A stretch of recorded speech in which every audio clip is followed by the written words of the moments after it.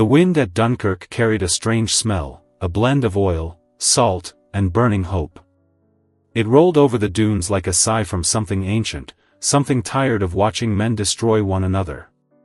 In late May of 1940, the beaches were already littered with the bones of a retreat, boots without feet, helmets without heads, and the endless, echoing cries of soldiers who no longer believed there would be a tomorrow. Among them moved a nurse named Clara Hensley. She was 27, her white uniform long since stained with mud, soot, and blood. Once, she had worked at a hospital in Canterbury, where the most serious injuries she treated were broken arms and farm cuts. Now, she was kneeling beside dying men under the shadow of enemy bombers, her trembling hands searching for pulses that had already faded into silence. Clara had arrived 2 days earlier with a medical detachment meant to assist the wounded waiting for evacuation. But chaos had swallowed every order. Lines had dissolved into confusion. The sea, once a comforting blue, was now a restless graveyard for the sinking boats and burning ships of the British Expeditionary Force. When the order came for all medical staff to withdraw with the others, Clara didn't move. She stood on the sand, watching the horizon where men queued for salvation, and something inside her refused to go. "I can't," she said quietly, "not to anyone in particular. Not while they're still here." That night, she found shelter in the remains of a half-collapsed cafe overlooking the beach. Its walls were blackened from the constant shelling, and its windows were gone. On the counter lay a single cup, filled halfway with rainwater. Clara used it to clean a soldier's wound, a boy who couldn't have been older than 19. His name was Arthur Lane, and his leg had been shredded by shrapnel. He stared up at her as she worked. "Are we leaving soon?" he asked, voice barely more than a whisper. Clara didn't answer. The truth would have been cruel. The evacuation was happening, yes, Operation Dynamo, as it was called, but the boats couldn't carry them all. Every hour, planes came, strafing the beach with machine guns, dropping bombs into the water where the men waited. It was said that the sea itself had turned red. She looked at Arthur's leg, then at the endless line of smoke rising in the distance. "You'll leave," she said softly. "You'll see home again." Arthur smiled faintly, as if he knew she was lying, and closed his eyes. When dawn came, Clara was still there, tending to the ones the sea had not yet claimed. She moved among the wounded like a ghost, wrapping bandages, whispering small comforts, humming tunes that no longer had names. Around her, the sound of artillery never stopped. It was like thunder that had forgotten how to fade. Somewhere behind her, a group of soldiers were digging shallow pits. Graves, she realized. The sand made it easy. Each body was laid down gently, covered with a blanket if one was available, or with nothing at all if there wasn't. One man paused long enough to salute the mound he had just finished. Another crossed himself. Then they returned to digging, as if digging might somehow save their own lives. Clara joined them when her supplies ran out. She helped to move the bodies, those she had tried to save and those she hadn't reached in time. Her arms ached, her lungs burned from the smoke, and her eyes felt raw. Yet she continued, her movements mechanical, as if stopping would make everything real. At some point during the afternoon, a military chaplain appeared, his cassock torn, his voice hoarse. He carried a small wooden cross fashioned from 2 pieces of splintered chair. He planted it in the sand near the cafe ruins. Clara watched as he murmured a prayer over the wind. "Do you have faith, sister?" he asked her afterward. "I used to," she said. "Now I just have work." That evening, as the tide came in, Clara stood by the shore and watched the evacuation unfold in the fading light. Small fishing boats, yachts, lifeboats, every vessel the British could muster, approached the beach under fire. Men waded chest-deep through the surf to reach them. Some fell and did not rise again. Others were pulled aboard by strangers who never even learned their names. Clara could have gone then. No one would have stopped her. But she turned away from the water and went back to the cafe, where more wounded had been brought during the day. She lit a lantern and resumed her work. The flame flickered against her face, casting long shadows across the ruined walls. Outside, the beach glowed faintly with burning oil. Her hands trembled as she stitched another wound. Her mind replayed the same thought over and over: if I can keep one more alive, then maybe this isn't all for nothing. When she finally allowed herself to rest, it was only for a few minutes, sitting on the floor with her back against the wall, the lantern still burning beside her. The sea murmured outside like a tired god, and above it all came the distant hum of engines, more bombers, more destruction. She closed her eyes, clutching the small cross the chaplain had given her, and whispered, "Let them go home."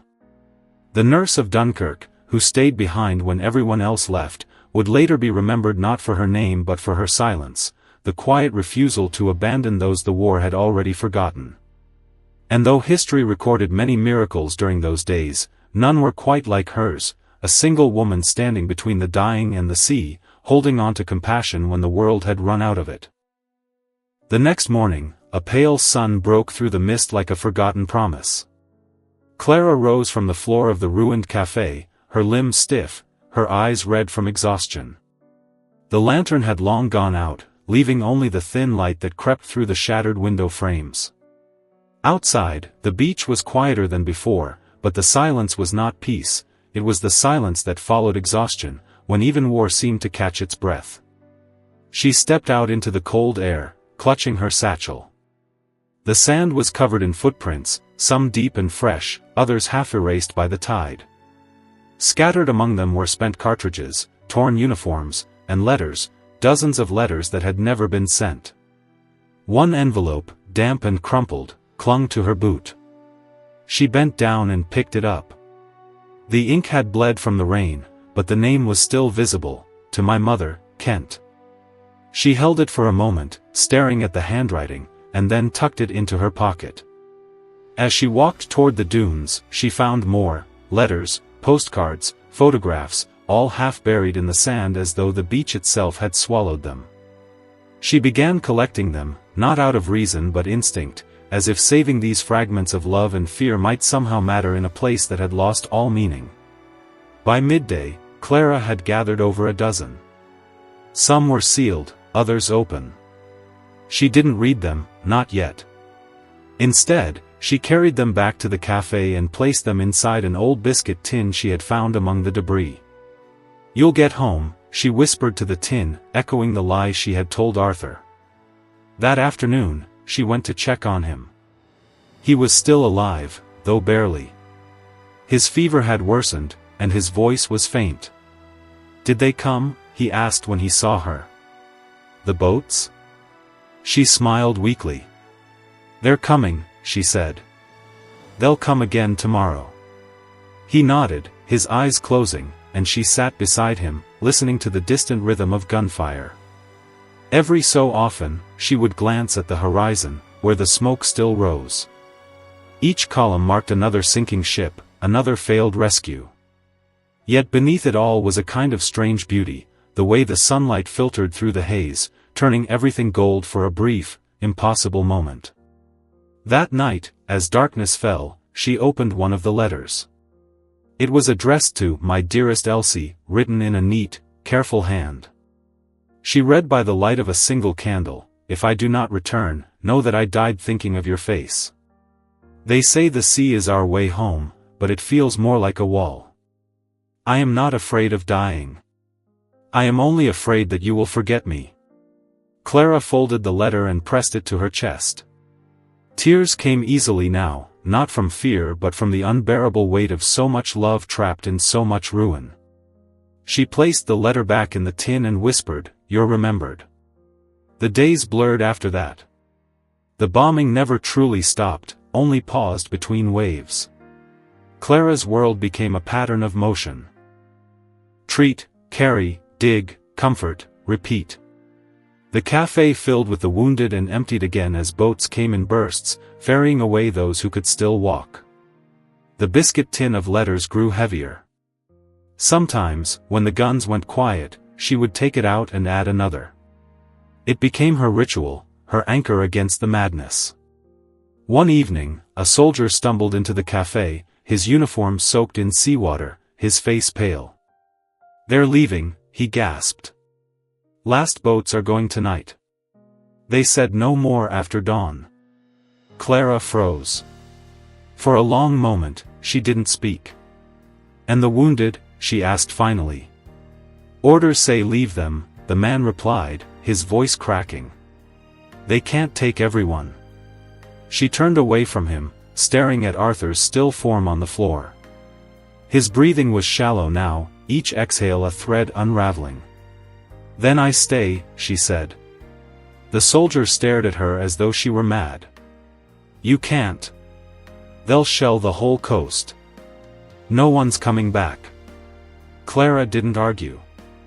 Instead, she pressed the biscuit tin into his hands. "Take this," she said. "If you make it across, give it to the Red Cross in Dover. Tell them a nurse from Dunkirk sent it." The man looked down at the tin, confused, but she was already moving back toward Arthur. "Go," she said firmly. "Go now." He hesitated, then nodded and ran. Clara watched from the doorway as he disappeared into the haze. The sea was loud again, the sound of engines carrying across the water. She wondered if he would make it, if the letters would reach the world beyond this cursed shore. When she returned to Arthur, his eyes were open. "You should have gone," he whispered. "Someone has to stay," she replied. "Besides, I promised you'd see home again." He tried to smile, but the effort was too much. She held his hand as his breathing slowed, and when it finally stopped, she did not cry. She simply closed his eyes and folded his hands over his chest. Outside, the last boats were leaving.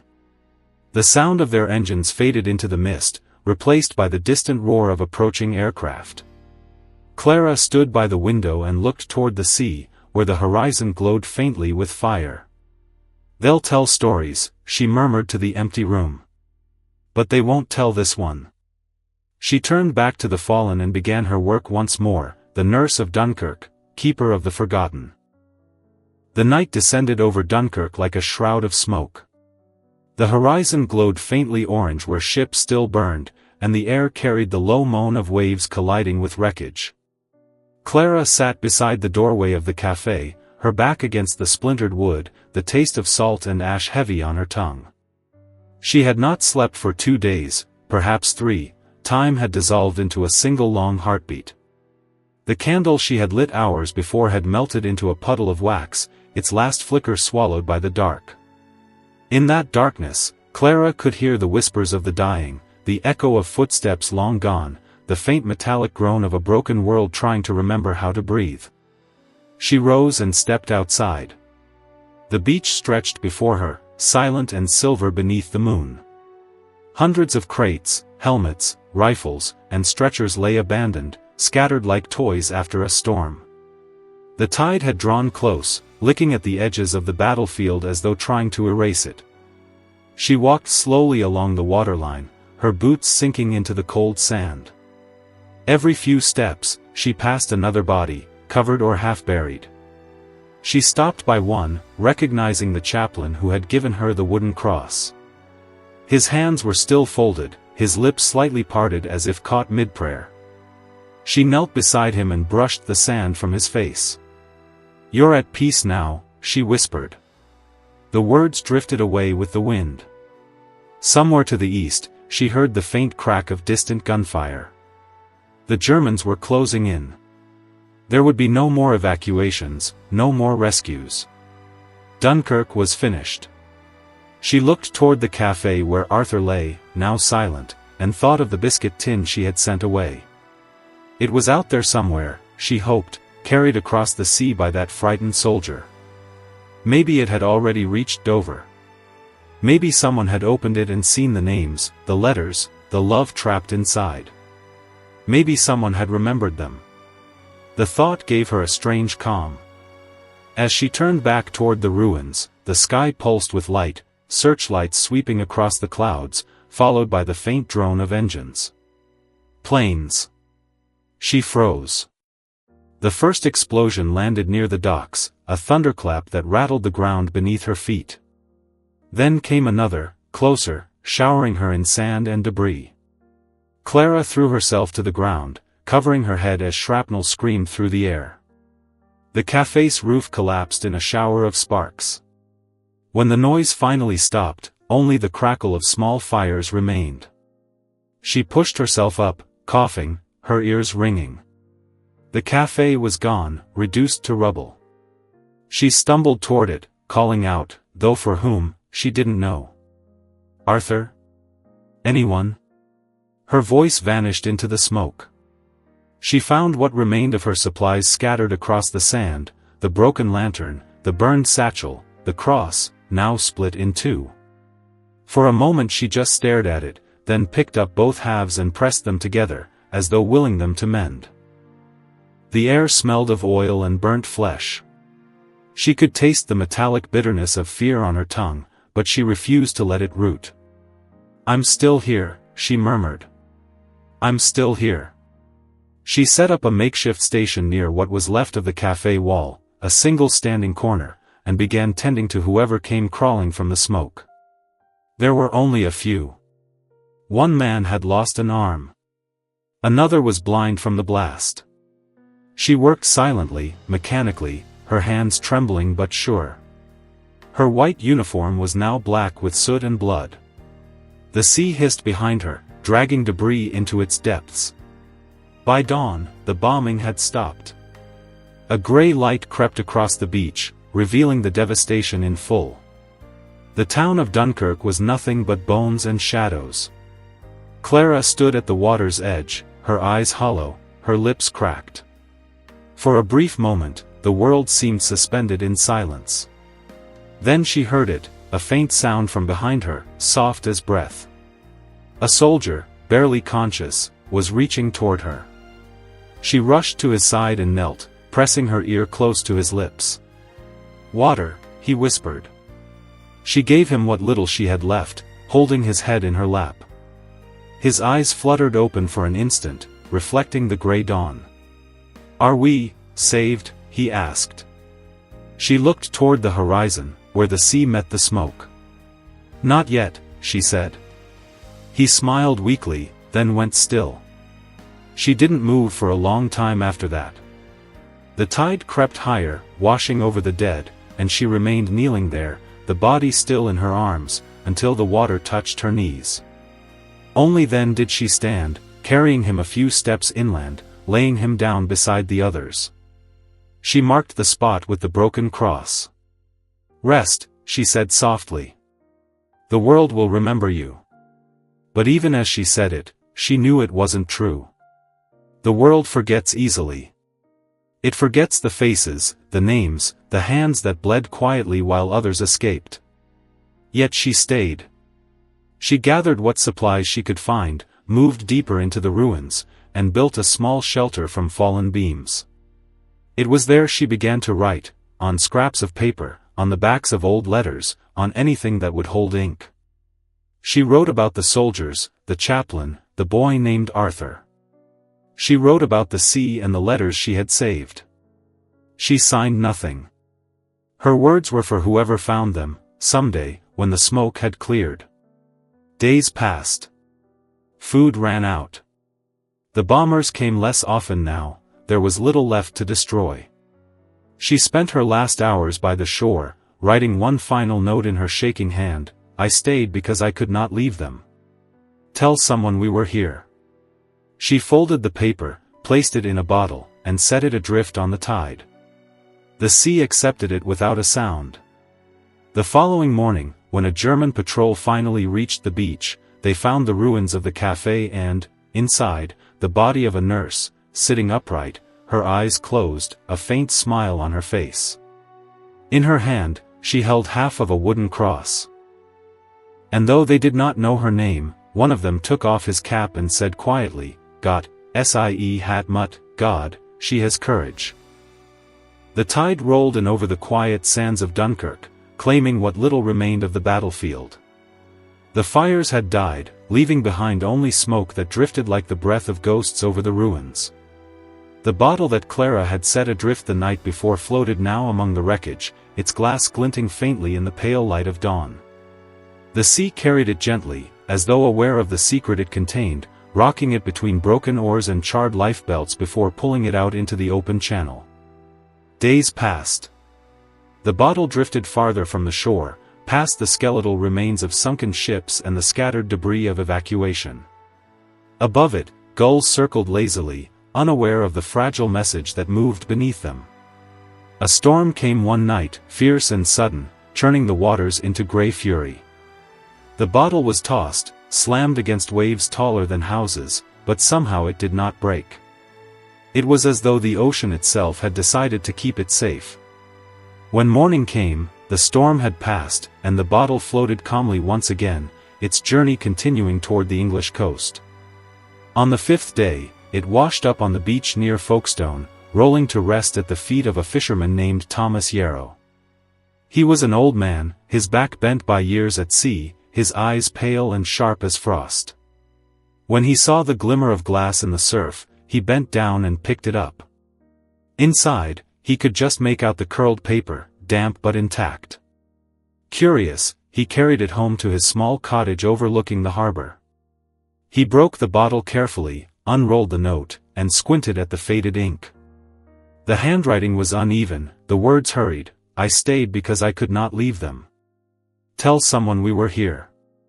There was no name, no signature, only the date, June 4, 1940. Thomas sat at his table for a long time, staring at the message. He had heard about Dunkirk, of course, everyone had. The newspapers called it a miracle, the rescue of 300,000 men. They printed pictures of smiling soldiers stepping off boats, wrapped in blankets, greeted by nurses with tea and biscuits. But there had been no mention of those left behind. He looked again at the paper and felt something stir in his chest, a quiet ache that he had not felt in years. The next day, he brought the note to the local constable, who shrugged and said there was little to be done. Could be a prank, the man said. Or just old debris washing ashore. Best forget it. But Thomas did not forget. He kept the paper, pressing it between the pages of his late wife's Bible. Weeks passed, and life went on.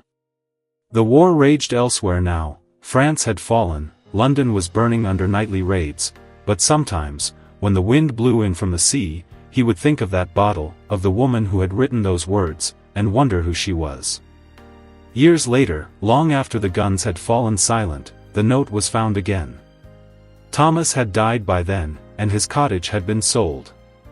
The new owner, a young historian named Margaret Lane, discovered the paper while sorting through a box of old belongings in the attic.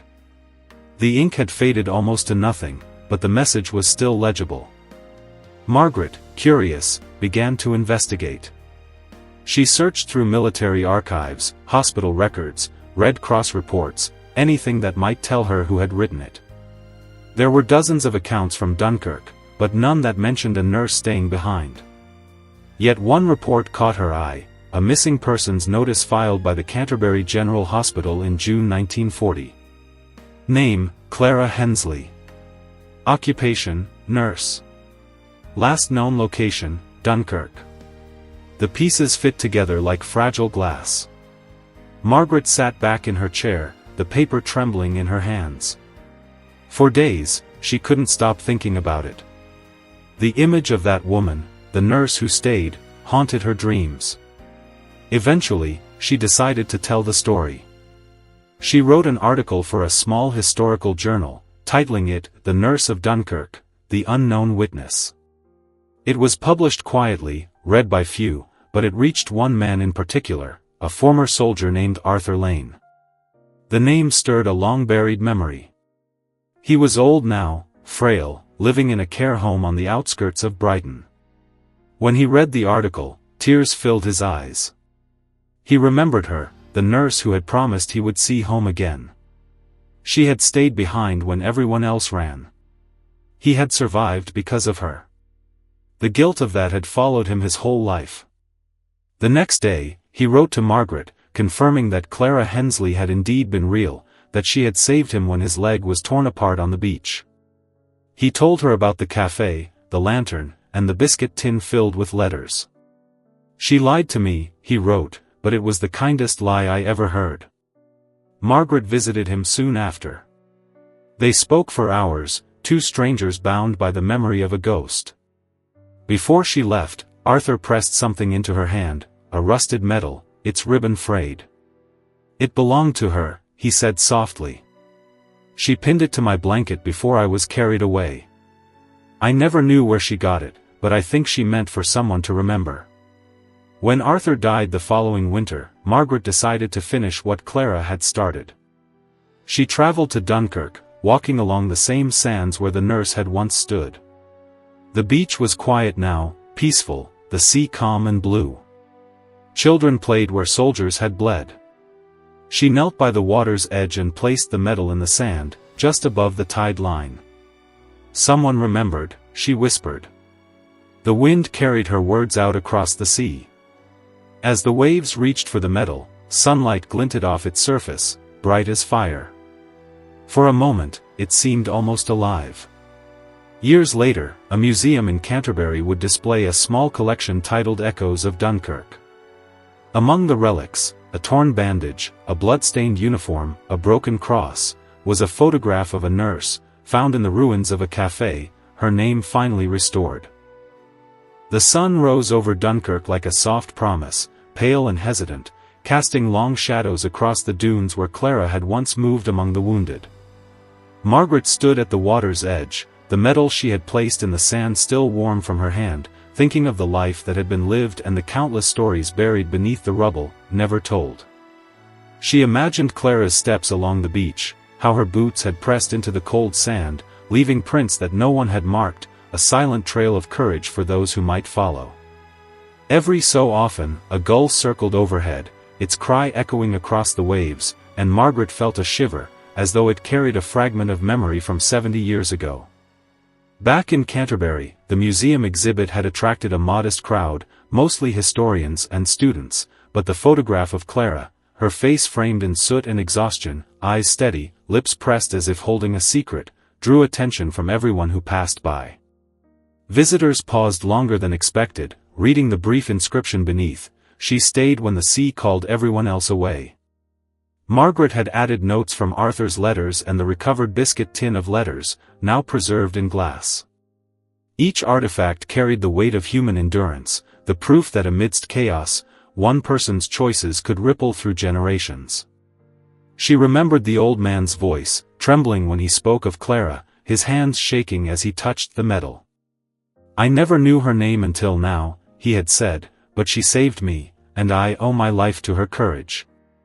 That memory stayed with Margaret as she walked the beach again, this time alone. The tide had smoothed most of the sand, but here and there, she imagined she could see faint traces of footsteps, leading nowhere yet somehow meaningful, as if the earth itself remembered. She crouched and pressed her fingers into the sand, imagining the hands of the soldiers and nurses who had fought to survive, who had clung to hope when despair was the only companion. The wind brought scents of salt and seaweed, mingled with the faint smoke of the distant harbor, and she could almost hear the faint whisper of Clara's voice, soft and unyielding, "I stayed because I could not leave them." For Margaret, the story had transformed from historical research into a personal journey. She began to correspond with families of soldiers who had been evacuated, uncovering letters and diaries that mentioned a nurse who had remained behind, whose presence had brought solace and care in the final hours of the evacuation.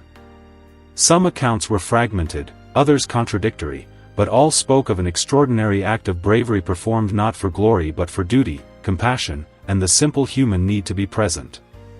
In the evenings, Margaret would sit in her study, cross-referencing archives, letters, and oral histories, creating a timeline of events that centered around Clara's choices. She imagined the nurse kneeling beside the wounded, her uniform torn, her hands trembling but precise as she cleaned wounds and offered whispered words of comfort. She pictured Clara's eyes scanning the horizon for the next boat, for a chance to save more lives, knowing full well that not all could be saved. One afternoon, Margaret received a package in the mail. Inside was a small, tattered notebook, its cover stained with water and sand. The sender was anonymous, but the note inside read, "Found in the attic of a Dunkirk survivor." Thought it might belong to someone who would understand. Margaret opened the notebook carefully. Inside were entries written in Clara's hand, fragmented but legible. They detailed the hours, the injuries, the people she had tended, and her own thoughts, moments of doubt, fear, and fleeting hope. There were sketches of the beach, the cafe ruins, and the faces of the soldiers, etched with a tenderness that made the pages feel alive. As she read, Margaret realized the notebook was more than a historical document. It was a testament to human resilience, a bridge across time that allowed Clara's voice to be heard decades later. She began transcribing it, adding annotations, contextual notes, and cross-references to the recovered letters and artifacts. Every word strengthened the image of the nurse who had refused to leave, who had held life in her hands while the world seemed to crumble. Night fell, and Margaret sat by the window, the notebook open on her lap, listening to the wind carry the faintest whispers of the sea. She imagined Clara moving through the shadows of the past, tending to those who could not walk, who could not speak, who had been abandoned by circumstance and war alike. Each entry she read was a heartbeat, steady and resilient, echoing across time. By the following morning, she had compiled a draft of a book, a narrative that intertwined historical fact with the intimate, human story revealed in Clara's notes. She wrote of the seas and skies, the fires and ruins, and the tireless hands that stitched hope back into the world. She wrote of the letters, the biscuit tin, the chaplain, and the countless nameless souls who had been saved or comforted. Most of all, she wrote of Clara herself, the nurse whose courage had gone unrecognized by history but whose actions had created ripples that reached across oceans and generations. When the book was finally published, it reached readers across continents. Letters arrived from veterans, descendants of evacuees, and people who had studied Dunkirk for years. They wrote of tears shed, of eyes open to the small acts of heroism that often go unnoticed, of the power of one life lived with unwavering compassion. In some cases, families discovered names they had long forgotten, stories that were recovered only because someone refused to let them fade. Margaret continued to visit Dunkirk. She walked the sands, now peaceful and filled with children playing and birds calling, carrying Clara's story with her. Like a living weight. She placed flowers along the dunes, each one a symbol of remembrance, of the lives saved, of the nurse who stayed behind. And on quiet evenings, when the wind was still and the sea reflected the twilight, Margaret could almost hear Clara's soft voice, reminding her that courage is not always recognized, that love is often silent, and that a single life, steadfast and compassionate, can echo through history far beyond what the eye can see. The nurse of Dunkirk was no longer anonymous. Through letters, diaries, artifacts, and the careful work of a historian who refused to forget, Clara Hensley had a name, a presence, and a story that would endure. The sands of Dunkirk, the waters of the sea, and the hearts of those who remembered now carried her legacy. It was a quiet victory, not marked by medals or headlines, but by the simple, unyielding truth that one person's courage can ripple through time, touching lives that will never know her, yet always feel her hand guiding them through the storm. Years after the war, Dunkirk had transformed from a battlefield to a quiet seaside town, its scars slowly softened by time, the sand smoothed by the ceaseless tide, the ruins replaced with rebuilt homes and streets, yet for those who knew the story, the echoes of the past lingered like a persistent whisper.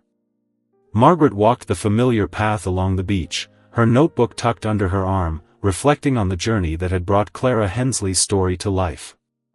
She imagined the nurse's steps decades ago, how the soft crunch of sand beneath her boots had mixed with the distant groans of men too injured to move, and how she had moved among them with quiet determination, offering bandages, words, and the rare smile that could carry hope across despair. Children now ran freely along the shoreline, their laughter mingling with the cry of gulls, but Margaret's mind remained anchored to the shadows, to the small acts of courage that went unnoticed in the tide of history. She paused at a small memorial, erected not by government decree but by families and historians, a simple plaque that read, "To those who stayed, who cared, who saved lives when all seemed lost." She placed her hand lightly on the cool metal, imagining Clara reading it, knowing finally that her sacrifice had not vanished into silence. Inside her home, Margaret continued to sort through letters, diaries, and photographs collected from families of soldiers who had survived Dunkirk. Each piece added detail, painting a fuller picture of the nurse who had remained when everyone else left, who had treated the wounded, comforted the dying, and sent messages across the sea in hope that someone, someday, would remember. Among the papers was a letter from Arthur Lane's granddaughter, recounting how he had spoken of Clara in his final days, how he had always felt that she had saved not just his life, but the lives of countless others through the acts that went unrecorded in official reports. Margaret realized then that her task was not merely to preserve history, but to amplify it, to ensure that Clara's courage would be recognized not as a footnote but as a testament to the strength of human compassion. In the evenings, she often returned to the beach alone, standing where Clara had once stood, imagining the night sky pierced with searchlights, the sound of engines droning overhead, the waves carrying hope and despair alike. She thought of the bottle drifting on the sea, the letters in the biscuit tin, the faint imprint of a nurse's footsteps in the sand, all of it a bridge across time connecting the past to the present. Occasionally, a visitor would approach, curious about her work, and Margaret would tell them the story, of the nurse who stayed, of the letters and the tin, of the lives touched and the sacrifices made. She described how small actions can have monumental consequences, how the courage of one individual can echo far beyond what the eye can see. Through her narration, Margaret breathed life into the memories of those who had no voice, ensuring that each detail, each gesture, each word written in desperation or hope, would find its place in history. And as the sun set over Dunkirk, casting long, golden shadows across the dunes and the water, Margaret felt a quiet satisfaction, knowing that Clara Hensley's story, once confined to whispers and half-forgotten notes, now resonated in the hearts of all who listened. It was a story not of grand victories or celebrated heroes, but of steady, unwavering dedication, the kind of courage that manifests in silence and is measured not in medals but in lives saved and hope sustained.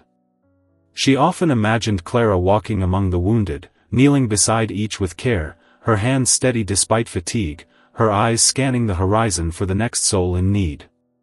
Each action, Margaret understood, was deliberate, precise, a dance between life and death performed with no expectation of reward. The nurse's commitment had transformed the ordinary into the extraordinary, creating ripples of compassion that persisted long after the chaos had subsided.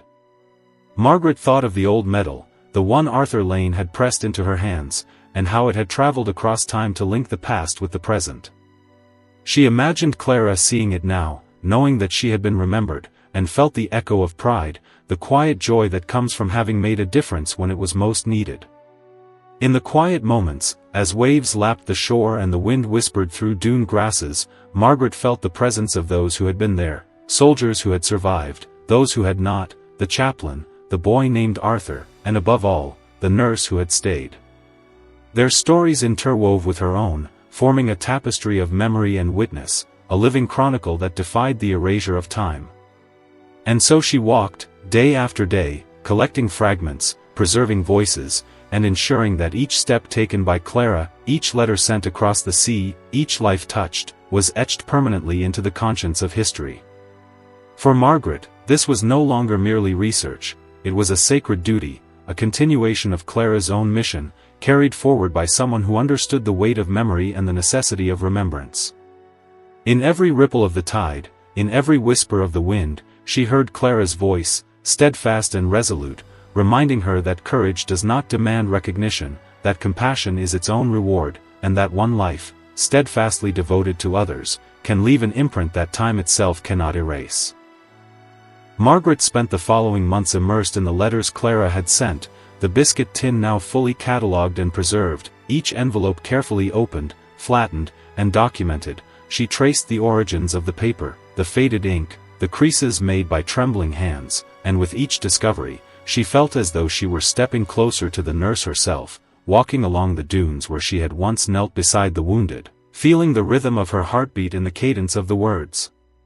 The careful, deliberate loops of her handwriting, the letters spoke of fear and fatigue, yes, but also of hope, small, fragile hope carried across the sea in the hands of a woman unwilling to leave, a woman who understood that each saved life was a triumph no matter how small, and Margaret, reading them decades later, could feel the weight of those choices, the long shadows they cast over the memories of the soldiers she had tended. Some letters were addressed to mothers, fathers, wives, sisters. Words that had never reached their destinations, yet were preserved in the sand, carried by the tide, and finally, through Margaret's work, brought back into the light of remembrance. She could almost hear Clara's soft voice whispering through the ink, "I stayed because I could not leave them," a mantra repeated over and over, a pledge of steadfastness and human dignity. As she transcribed the letters, Margaret began to notice patterns. Moments when Clara had paused to draw something, a quick sketch of a ship, a faint diagram of a wound, small annotations in the margins that hinted at a mind constantly calculating, constantly caring, balancing the immediacy of life-saving work with the overwhelming despair that surrounded her. The historian could not help but imagine Clara in the thick of the evacuation, kneeling beside a soldier whose leg had been torn apart by shrapnel, her hands shaking yet precise as she wrapped bandages and murmured assurances, the roar of engines and explosions all around her, smoke and fire in her eyes, yet her gaze remained steady, scanning the horizon for the next person who needed her touch, her attention, her unflinching presence. In the evenings, Margaret would sit with the letters spread before her, a map of human endurance and courage, noting the recurring names and details, piecing together stories that had been fragmented by time and war, imagining the soldiers clutching the letters to their chests as they were ferried across the channel, perhaps not understanding the full significance at the time, yet carrying with them the imprint of Clara's resolve. Some of the letters spoke of small, intimate moments, a soldier recalling the taste of water she had offered, another describing the warmth of her hands as she treated a wound, a third noting the quiet words she whispered to steady a panicked breath. Details that would have seemed inconsequential at the moment but now shone as evidence of profound humanity. Margaret even discovered one envelope containing a photograph, slightly curled and water-stained, showing a young soldier sitting upright in a stretcher with Clara beside him, her eyes focused, her hands mid-motion as if caught in the act of care, the edges of the photograph frayed, yet the expression on her face immortal, serene, resolute, a silent testament to the countless lives she had touched and preserved. As Margaret catalogued and annotated these letters, she realized that their value extended beyond the historical. They were vessels of memory, of personal courage, and of quiet resistance against the tide of destruction that had consumed Dunkirk. She began planning a public exhibition, a chance to bring Clara's work into the awareness of the wider world, to show that heroism is not always heralded with medals or headlines, but often manifests in small, consistent, and profoundly human acts. She invited descendants of evacuees, historians, and the public to view the collection. And as they walked among the preserved letters, photographs, and artifacts, she could see them lean closer, reading the words with careful attention, some with tears in their eyes, others whispering softly to each other, acknowledging the courage captured within the fragile papers. The exhibition became more than a display.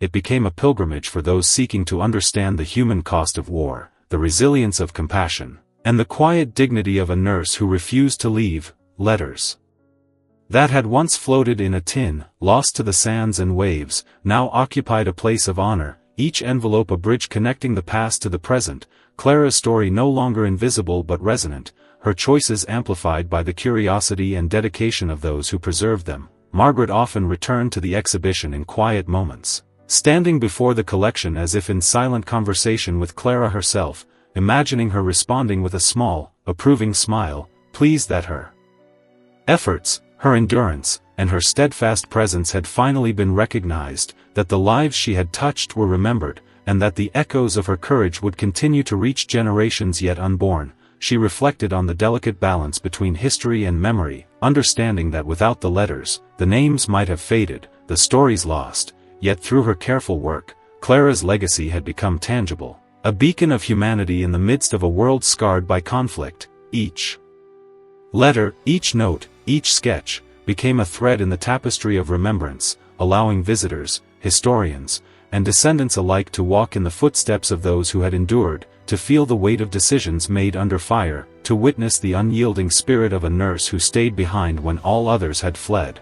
And as Margaret stood there, surrounded by the tangible traces of courage, she felt a profound connection, not just to Clara, but to the countless unnamed souls whose lives intersected with hers, the soldiers, chaplains, civilians, and all who had relied upon the quiet, steadfast hand of the nurse at Dunkirk, realizing that in preserving these letters, she had also preserved the heart of humanity itself, a testament that even amidst devastation, hope can be carried forward in ink and paper, across oceans and decades, until finally, at last, the world remembers the names, the faces, and the courage of those who once seemed forgotten, and Clara Hensley, the nurse, who stayed, was no longer a whisper among the ruins, but a voice, resonant and eternal.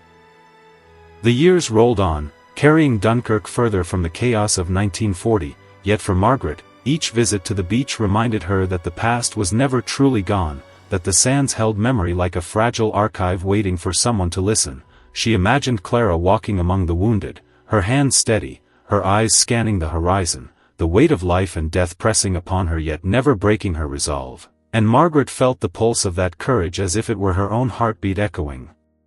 Across time, the museum exhibit had grown, now including letters from soldiers who had carried Clara's care with them, oral histories collected from families, and photographs preserved from the ruins, creating a living chronicle of human endurance and quiet heroism. Visitors came and went, some seeking to understand history, others drawn inexplicably to the story of a nurse whose actions had seemed inconsequential at the time, yet now resonated with the power to move hearts and minds across generations. Margaret often walked the sands at dusk, when the light was soft and golden, the horizon stretching endlessly, imagining Clara releasing another bottle into the sea, letters carried on the tide, crossing waters and decades, finding hands that would finally understand, and in that act, she felt the eternal thread connecting past and present, the invisible bridge of memory linking one life to countless others. She imagined the soldiers who had survived, now grown old, recalling the touch of her hands, the whisper of her voice, the brief smile that steadied their hearts in a moment of terror, and realized that Clara's courage had not been measured by medals or accolades but by the enduring impact of small acts performed without expectation of recognition. Children played where once the wounded had lain, and yet, through the stories, through the letters, and through Margaret's careful preservation, the legacy of those who had suffered and those who had saved them persisted. Becoming more than history, becoming a living testament to compassion under fire, she could see it in the eyes of the visitors at the exhibit, leaning close to read a faded letter, pausing to reflect on the humanity preserved in ink and paper, their expressions carrying awe, sorrow, and reverence as if sensing the weight of lives lived and choices made in extraordinary circumstances. Margaret thought of the biscuit tin, battered and rusted, now encased in glass, a vessel of memory that had traveled from the chaos of Dunkirk to the quiet halls of the museum, preserving not only letters but the essence of a nurse who refused to abandon hope, and she marveled at how something so small, so fragile, could carry the echo of bravery across time. She thought of Arthur Lane, who had survived because of Clara's steadfastness, and the medal he had pressed into her hand, a tangible piece of history linking individual courage to the broader narrative of survival and remembrance. A reminder that even the most private acts can reverberate far beyond the moment in which they occur. As Margaret walked the shoreline, she saw the tide pulling away, reclaiming debris, smoothing the sands, and she imagined Clara's footprints mingling with the waves, gradually erased yet never forgotten, leaving only the imprint of resilience and care embedded in the collective memory of those who had lived through the evacuation. She pictured the letters drifting once more, carried to unseen shores, connecting strangers across generations, each envelope a whisper of a life fully lived, each message a bridge between despair and hope, proof that even in the darkest hours, one person's actions can illuminate the path for countless others. Margaret returned to her study and began to write the final chapters of her book, interweaving Clara's letters with historical records, photographs, and her own reflections, crafting a narrative that captured both the immediacy of war and the enduring resonance of individual courage, ensuring that readers could feel the texture of sand beneath their feet, hear the cries of the wounded, and understand the quiet heroism that had persisted despite overwhelming odds. In quiet moments, she imagined Clara watching over her, a silent guardian whose presence was felt in the ink of letters, in the shimmer of the metal, in the faint rustle of papers in the museum. reminding all who encountered her story that courage need not shout to be heard. That compassion need not seek recognition to leave its mark, and that legacy is carried in the lives touched, in the hope restored, and in the memories preserved. The exhibition became more than a collection of artifacts. It became a pilgrimage, a space where people came to witness the extraordinary within the ordinary, to honor the unseen labor of love, and to remember that even amidst war's relentless destruction, humanity endures, fragile yet unbreakable. And as Margaret walked along the dunes one final time, the wind carrying the scent of the sea and the faintest echoes of voices long gone, she felt a deep, unshakable connection to Clara, to the soldiers, to the chaplain, to every nameless figure who had stood, knelt, or bled upon this shore, understanding fully that memory, courage, and compassion are the true legacies we leave behind. She placed her hand on the sand, letting it sift through her fingers, imagining it as the final ledger of deeds, the eternal record of lives intertwined, and whispered softly into the wind, "You are remembered," knowing that Clara Hensley, the nurse who stayed when all others fled, would live forever in the hearts of those who had heard her story, in the letters she sent, the lives she saved, and the legacy carried by generations who understood at last the magnitude of a single, steadfast life devoted to the service of others. And as the sun dipped below the horizon, painting the sea with fire and gold, Margaret felt the weight of history settle gently, the echo of Clara's name resonating through time, unbroken, enduring, eternal.